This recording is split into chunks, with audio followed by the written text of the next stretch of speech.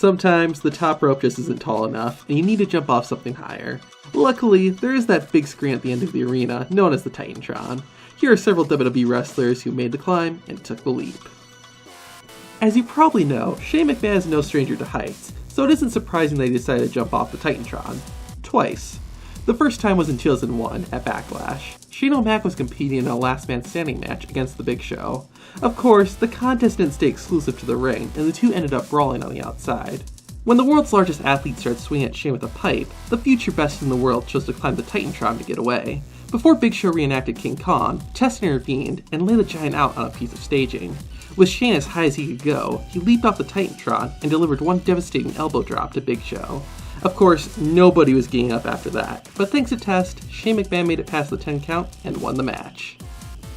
I guess one time wasn't enough, because Shane decided to climb up the Titantron again about 2 years later at Unforgiven. After Kane delivered a tombstone piledriver to Linda McMahon, Shane had his sights set on revenge. The two men finally got their opportunity to fight in a last man standing match, and, like in the previous bout, they ventured outside of the squared circle. After incapacitating the Big Red Machine, Shane decided to scale the Titantron, but unfortunately, his risk wasn't rewarded. With his last breath, Shane McMahon jumped off the Unforgiven set, but at the final moment, Kane moved out of the way, leaving only the floor to break Shane's fall. The Devil's favorite demon got to his feet, leaving McMahon lying in defeat. 2008 started off on a high note in WWE. Literally. Jeff Hardy and Randy Orton were scheduled to have an Intercontinental Championship match in the main event of Raw. Orton decided to end the match quickly by hitting Hardy with a low blow and getting himself disqualified. While the contest was over, the fight had only begun. Both wrestlers started brawling their way up the ramp and onto the stage. Just as it looked like the Apex Predator was about to hit the punt kick, Hardy countered and sent his adversary flying onto the floor. Once the charismatic Enigma got to his feet, the gears started turning in Jeff's head. Once he had an idea he liked, Jeff walked over to the side of the Titantron and began his ascent. Just before he was about to jump, Hardy realized he wasn't high enough, so he climbed up even further and performed a Swanton Bomb onto the Viper below. Both men ended up needing to be carried out of the building, but I don't think Jeff had any regrets.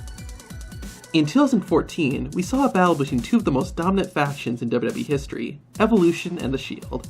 It was an all-out war, but Triple H, Batista, and Randy Orton were able to get the upper hand when they started taking down each member of The Shield individually. This worked for a while, but it ended up being their downfall. While Evolution was focused on Roman Reigns, Seth Rollins had sneaked his way up the Tron. When the moment was right, the architect of The Shield performed a crossbody that took out almost everybody involved in the match. Luckily for Seth, this high-risk move paid off as The Shield went on to win the match. If there's a right time to make an impression, it's at the end of the show.